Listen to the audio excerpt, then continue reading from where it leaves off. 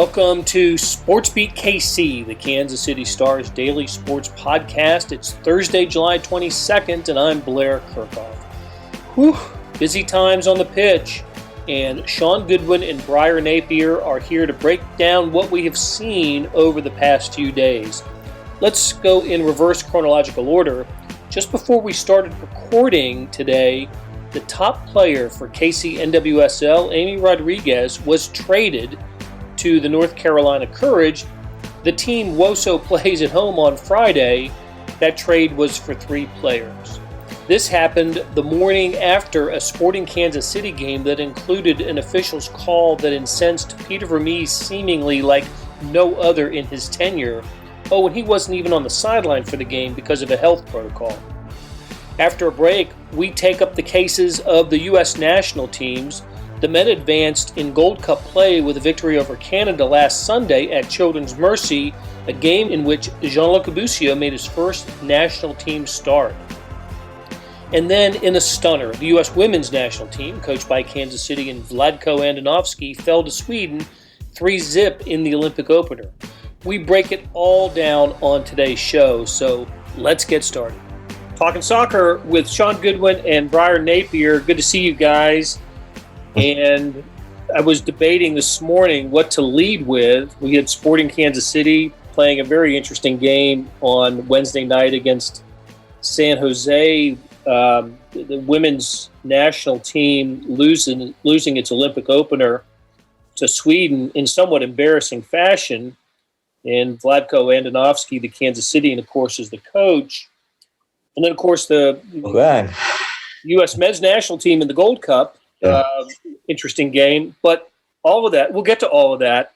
But the lead for today's podcast dropped into my email about an hour before we started recording, maybe less than that, with KC NWSL trading its marquee player, Amy Rodriguez, to the team they are facing on Friday night, the North Carolina Courage. Shaun, why did this happen, and what is the what's the best outcome for WOSO? Yeah, why did this happen? As of when we're recording this podcast, we will be talking to Hugh Williams later today on Thursday, so we'll get more information then.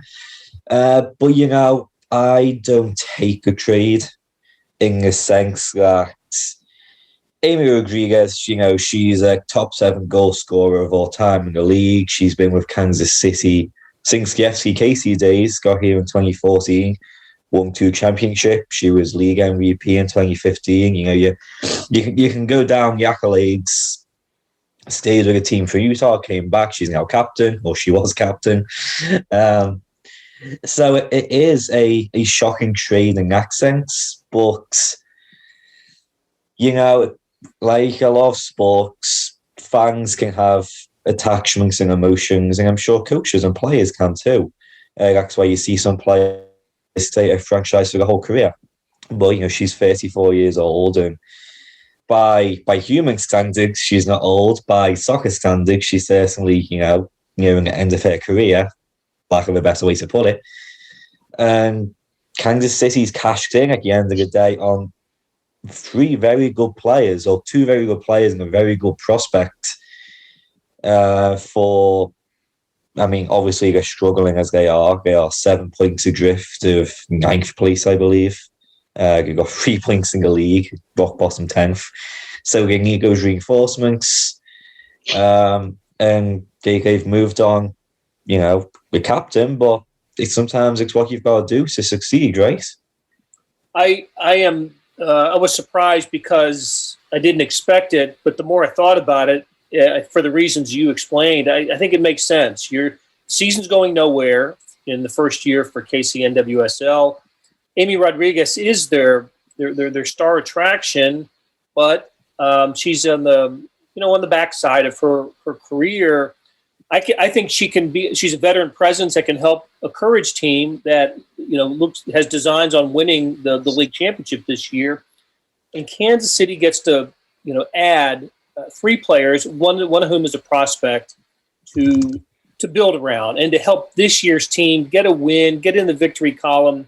Yeah. And And so to me, it makes great sense. You feel bad for the fans that wear their Amy Rodriguez jerseys out to Legends Field, and there's always that part of it. But I find this to be a pretty shrewd move by KC NWSL. It is, it's not just. I mean, we talk about Amy's experience. She's got all that experience, and especially national team level and whatnot. But on the flip side, you're bringing in two players who have won 3 NWSL championships each. Granted, they were the same championships with the Western New York Flash and then the NC Courage when they relocated. But two players, I guess we should say who the 3 players are. Being forward Kristen Hamilton, who will be Amy's direct replacement. Midfielder, Hallie Mace, who's going to be she's the rookie of the 3, and then goalkeeper Caitlin Rowland. And again, she was North Carolina's starter really till about 2019, and then she kind of fell out of favour because Casey Murphy's come in. Thinks she came from overseas and is kind of taking the reins in North Carolina. But yeah, so I mean, when you look at Casey Murphy or Caitlin Rowland and Kristen Hamilton, next 2 players with plenty of experience in winning NWSL championships too. They've been in the league for a while, they know what they're doing. So yeah, you're losing experience in Amy Rodriguez, but you're bringing in winning experience from elsewhere. So it's not the worst trade in the world. And Amy just has to change locker rooms on Friday night. She will not be in the KC locker room, but in the North Carolina one. So okay, let's switch to the Wednesday night game at Children's Mercy Park. A 1-1 draw with Sporting with the San Jose Earthquakes. On paper, it looks like a bad result. San Jose hadn't won a game since May 7th, but they were coming in off of a couple of draws. It's a team that's 3-7-3. Sporting fighting in second place in the West, looking to overtake Seattle on top of the division. But this was a really interesting game. Let's first of all, hey Briar, who all wasn't there for Sporting last night that that would normally be there? Quite a lot. There were the ones. Well, first, I guess it's a 2-part question because you have both the players who were gone, which I'll get to that in a second, but also Peter Vermees for the first time in an MLS game since 2009 when Kurt Adolfo was the prior head coach. He was not on the touchline, and reason for that is because he was in MLS safety protocols, which that was announced prior to the game. And coming in was his longtime assistant and Sporting name on the Wall of Honor, Kerry Zavagnin, who he came in. Nothing much changed tactically. Peter mentioned through Zoom in the post-match press conference that the subs were predetermined, and so it was kind of like Peter was there anyway. It was just Kerry was the person actually there. As for players, as we know already, Gianluca Busio and Alan Polito are up at the Gold Cup with the U.S. and Mexico respectively, and then a few other faces not there for Sporting. Felipe Hernandez, he was out due to personal reasons. Elie was a late scratch, a normal starter at the back. So it was kind of a mishmash of players. I know that Wilson Harris got his first MLS start. Cam Duke got his first MLS start of the season, played very well. So yeah, lots of rotations here for this mid-season game, and it turned out to be an interesting one as the game went along too. All right, so let me. I want to throw Shaun the softball here, but let me set it up. It's scoreless at halftime. A couple of good chances for Sporting, but it's scoreless at halftime. San Jose caught up to the game in the second half, took a lead, and and was looking, like I said, for its first victory in more than 2 months. And as time is winding down, we're in about the 85th minute or 86th minute. It's still 1-0 San Jose, and there's a play in the box in the San Jose box. Johnny Russell has the ball on his foot, moving toward the goal. He goes down. How even goes down? There's contact. Yeah. I think there's contact made. He goes and he's up right away. He bounces back up. He doesn't roll. He wants to continue the play. Yeah. But play is stopped, and a penalty is called. So it looks like Sporting's going to have the opportunity to tie the game with a penalty kick here. They go. The official goes to the review, and it is determined that Johnny Russell was not fouled here. And okay. But now, how is it going to be resolved? Because Johnny Russell didn't stop play; the ball was still in play. Mm-hmm. But it was resolved that the San Jose Earthquakes goalkeeper had the ball in his hand, and it's San Jose's ball. So, listen, we'll talk about the game tying goal in a minute. But Shaun, you dug into this pretty deeply last night. A lot of controversy here, and even though Peter Vermees was not on the sideline, he made his feelings known about that call. Peter made his feelings known, and Briar actually wrote the in-depth piece on all of that. So feel free to go read his piece. But I completely agree with Peter, and I'm going to have my own little rant here. And I'm not allowed to swear on this podcast, am I, Blair? No, I won't. I'll say it was BS. I will say that. I don't get it. It's, as you were saying, Johnny Russell, he's running down the right, he's got the ball at his feet, he goes past the defender. And there is a very clear, the defender catches his back foot, and for 95% of players, they'll go down. And it was the point where it wasn't like a low touch like you see nowadays and you see players flying about. There was a very clear kick on his back ankle. He could have went down and wins the penalty. It happens anyway. He stays up, the referee gives a penalty. And you're like, oh, that's great. He saw the foul. Johnny he was getting close to goal, but he had a couple of players to go through. And then, he goes to VAR and takes it away. And at that point, the problem to there is, this league across the world, we're trying to get rid of diving and going down easy. And now you're literally punishing a player for not going down. It makes zero sense. If so, should players get fouls in the box and clearly, get held up or whatever and stay up and, getting off and out of it? Or should they go down and get a penalty and then everyone complains that, oh, we dove, like he shouldn't have went down? And, well, I get it's not the fans' fault. And this was Joseph Dickerson, the referee. He has an awful game all night. I mean, I don't know what game he was watching. And MLS can't find me for saying that. So, awful game. They'll probably find Peter. Can't confirm. But no, it's terrible. And, like you said, then this all goes down. Johnny stays up. He was still trying to play. The play is blowing dead. And then the referee gives the ball back to San Jose's keeper.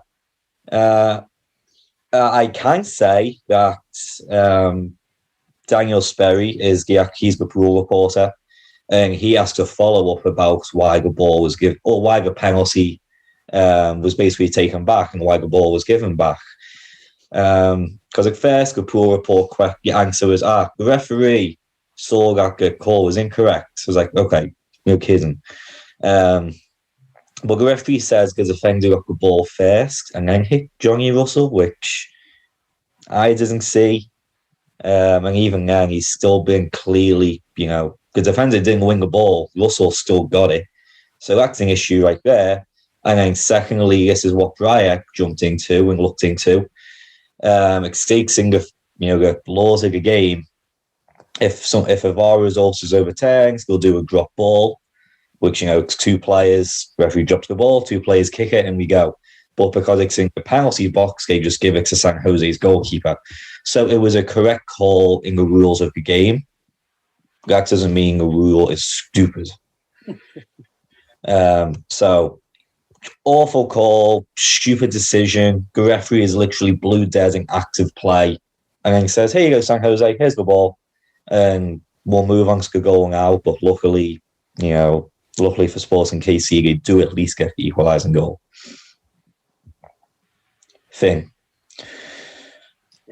Take it away, Briar. Yeah, like Shaun said, I went a little deeper into the play, and Peter's very, very impassioned speech about the officiating that night. I don't know if I've ever seen a man more angry on a Zoom call than Peter was during that exchange. But yeah, like I was thinking, so particularly about the rule where it is law 8, it's law 8.2 in the official rules of the game, which if you want to be like a FIFA recognized competition, you have to abide by those rules. So MLS that's the rules they abide by. And Shaun basically said, like he said, it's just like, it doesn't matter who has possession when it becomes a drop ball. If it's in the penalty area, it's going to be given back to the defending team's goalkeeper. And as I was driving home last night, I was thinking of like what would be kind of the other sports equivalent of that. And I was thinking, like, imagine if the Chiefs are driving down, they're in the red zone, it's 1st and 10 at the 15, they're trying to score. And there's a fumble on the play, ton of bodies, both teams get hands on it, and we'll say that the opponent gets hands on the football last and it goes out of bounds. Now, under normal football rule, like the football rules we know, American football, like the Chiefs get the ball back and just be lost it down. Imagine if, like in this case, it would just be given to the opponent.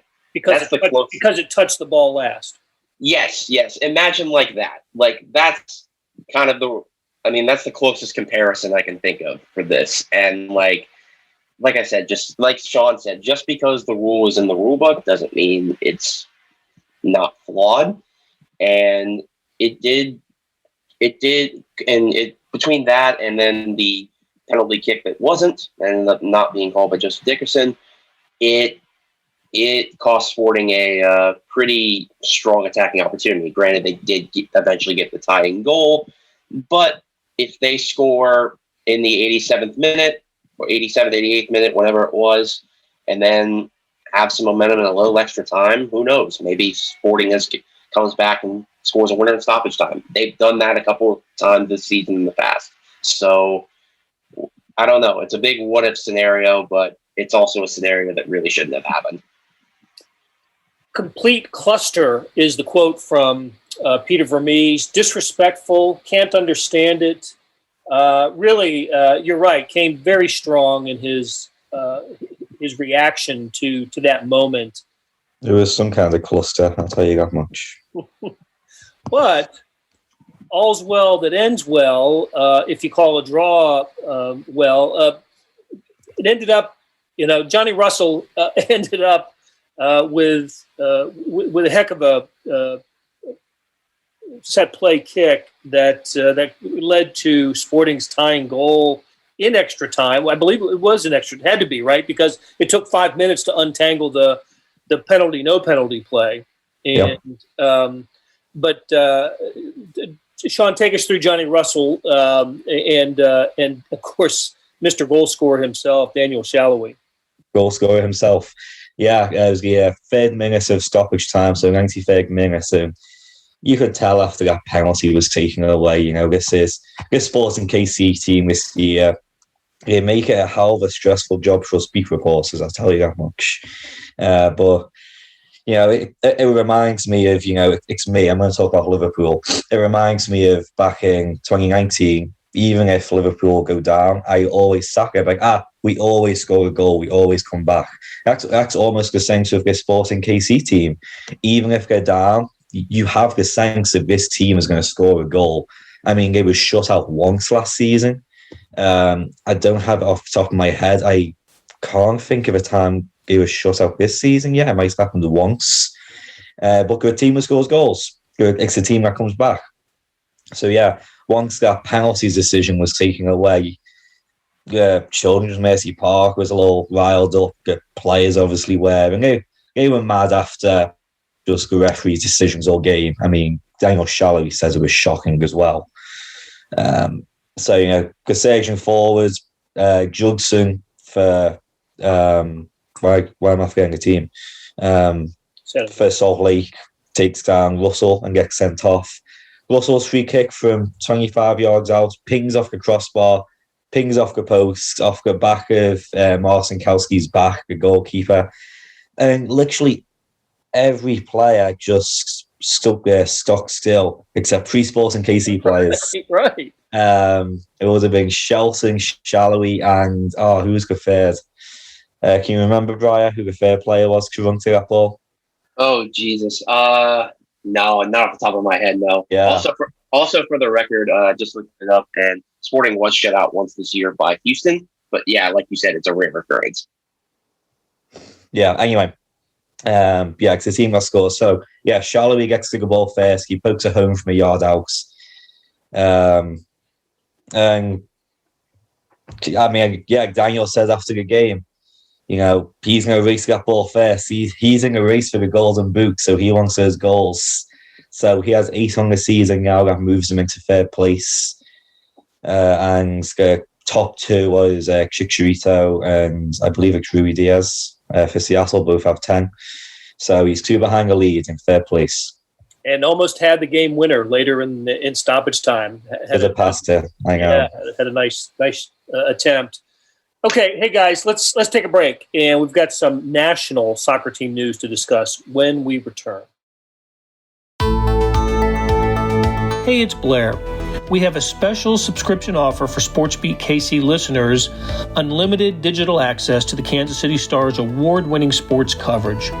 Sign up now for 1 year of Sports Pass for access to all the sports news, features, and columns presented on the kansascity.com site, and it's only $30. That's a 40% savings off our regular rate. Your subscription will automatically renew after the initial term at $50 unless you tell us to cancel. Your subscription helps support the sports coverage of kansascity.com and the Kansas City Star, and that support has never been more important.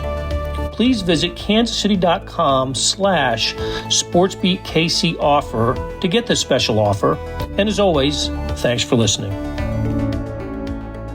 We're back with Shaun Goodwin and Briar Napier talking soccer, and kind of a split decision when discussing national team outcomes this week. The men's team picked up the 1-0 victory over Canada in Gold Cup play on Sunday. Great atmosphere at Children's Mercy Park for that. The national team now plays in the Gold Cup quarterfinal Sunday against Jamaica, 8:30.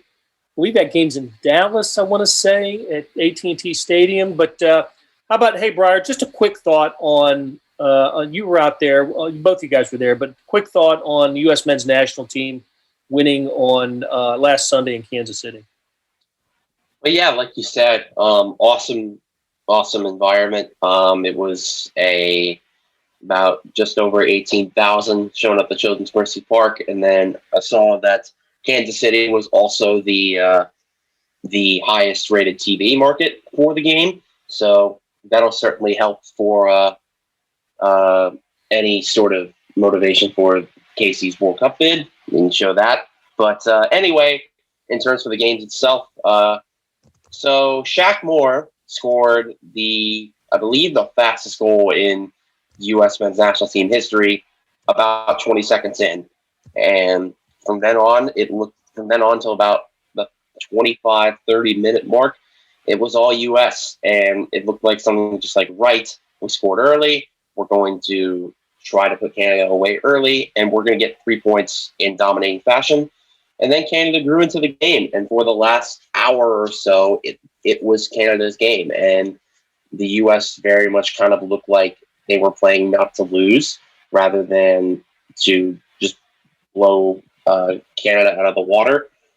However, Canada never really put up any frightening chances. There were a couple slight ones. I know Tajon Buchanan had a curling shot that just narrowly missed the post. That it was maybe a little earlier in the game, and there weren't as tired legs. It could have had that extra curl to go in. But other than that, Canada really didn't have many scoring opportunities and really threatening chances. And so because of that, the U.S., despite kind of underwhelming second half, that Shaq Moore goal in the first minute was enough to get them 3 points and really make it just a good week in all in Kansas City. Three wins, 9 points, win the group. And when you're doing it with a team that's heavily rotated and you don't have a lot of heavy hitters on the U.S. team, that's not an achievement to put on the back burner. I mean, that's still impressive to do. So it's just a matter now how far they can take it in the Gold Cup and whether they can make a good run out of it. Shaun, I was a little disappointed. I was really happy to see Gianluca Busio start the game. A little disappointed to see him come out in the second half. What was said about the substitution of removing Busio? I mean, there's not too much to it, to be honest. It's just Greg Berhalter looking to tie things up, or tightening things up, I should say, really. You know, fresh legs in the midfield. Jackson Ewell was his direct replacement, and if you're following me on Twitter, you know my opinions on Jackson Ewell. Not quite the same quality, but I mean, even just watching his Ewell's 25-30 minutes, you can tell he's out of his depth. I'm sorry, but it's fresh legs on the field when the US they were in a tough, tight game. You know, they're playing a third game in a week. It was a hot day in Kansas City, and they scored such an early goal. You know, Greg Berhalter kind of dunked on me a little bit when I asked about the early goal, and he referenced England's early goal and how that changes the game. And I noticed that. I was like, that was a direct shot. I know. But yeah, I mean, he's not lying in that, you know, they score such an early goal instead of, you know, if the US was on the front foot for 60, 70 minutes, you know, the better team chasing a goal, that's different from scoring so early. You know, Canada's like, oh crap, we have to score. So, you know, the US kind of had the best of the game for 30 minutes, and then Canada just took over. The US was chasing the ball, they were back and forth, they couldn't really get a hold of it, the passing was a little bit sloppy. So legs do get tired and replacements have to be made. And when you're a defensive midfielder in that game like Busio was, you're one of those players being young raggers, as young as he is. So, yeah, the substitute made sense, but the fans weren't too happy. And obviously, as transfer rumours swell, and I can't say it will happen in the next couple of days. Maybe when this pod is released, you know, it might be a done deal for Busio. Well, I was gonna ask you percentage chance that he played his last game at Children's Mercy. Yeah, okay. It sounds like we're in triple digits on percentage chance. Home fans won't get to see him again in Kansas City, not in a sports uniform. Certainly. You know, for the US, I'm sure he will again. This seems to be a favourite place for US to play. Yep. But again, details and, you know, what exactly the trade entails, yet to be confirmed. You know, obviously there's Fabrizio Romano out in Europe, and you've got Taylor Twellman here tweeting out stuff with their contacts. All I can say is, because, you know, I'm looking for proper confirmation, is right now it's in a hold and passing the trade, but it'll probably be happening in the next couple of days. Okay. All right. Let's close on the U.S. women's national team. Their 3-0 loss to Sweden in the Olympic opener. It was an alarming score and an embarrassing loss, Megan Rapinoe said. And very uncharacteristic of the U.S. women. Of course, we're interested not only because this team represents the United States, it's the best in the world, but it's also coached by Vlatko Andonovski, the Kansas Cityan. So his first loss as the U.S. coach, the first loss for the U.S. in 44 matches. So, listen, it's pretty difficult not to advance in Olympic play. There's 12 teams in the tournament. 8 of them make the quarterfinals. I don't think there's any possibility of the U.S. not advancing into the quarterfinals. And hopefully they go into their next game, which is against New Zealand, with a chip on their shoulder. But 3-0 loss for this team. This was an eye-opener, wasn't it, Shaun? It was.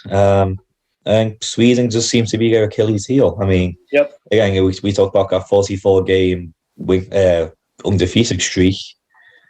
I think the only time we didn't win, or at least the only time Vlatko hasn't won, it was against Sweden.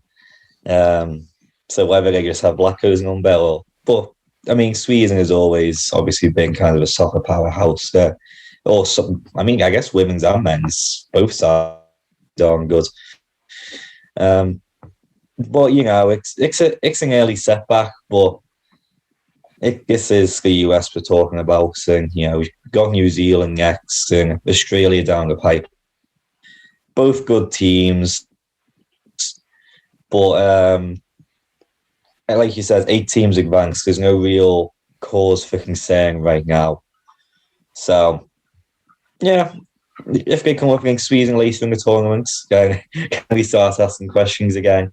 I think 3-0, it's, I believe, the first time they've been shut out since 2017. Yep. One of their worst losses in several years, like you said, black loss. So it's not the best way to start a tournament. And you can argue that they flew all the way to Japan in the heat and so on. So it's Sweden. It's not as far as a flight, but still a damn long flight. So I throw the excuses out like a window. The US didn't play well. Sweden is what it is. You move on. Losses happen. You can't go undefeated. You just put it behind you and you keep going for gold. Absolutely. All right. We've got so much to talk about on this podcast when it comes to soccer. And so we'll be back next week talking Sporting Kansas City NWSL, the U.S. men's and women's national teams in their competitions. Shaun, Goodwin, Briar, Napier, great catching up with you, and we'll do it again next week. That'll do it for today. Thanks to our SportsBeat KC production staff of Derek Donovan, Beth Welch, Monty Davis, Jeff Rosen, Chris Fickett, and Savannah Smith. Tip of the cap to Shaun Goodwin and Briar Napier for stopping by and talking soccer. Links to their stories can be found in the show notes and on kansascity.com. Hey, we got another deal for you. You can subscribe to Sports Pass for 99 cents a month. That's right, 99 pennies a month. Sports Pass is the online version of the Star Sports section. You get all the stories that appear in the print editions of the Star, plus additional stories that appear only on the website, and of course they appear first on kansascity.com. After 3 months, it auto-renews at $5.99 a month unless you cancel. How do you get it? Go to kansascity.com/sportspass2020. That is kansascity.com/sportspass2020. Do you want more than just sports coverage? Check out the entire Kansas City Star product. Sports news, features, commentary, and analysis, the whole thing.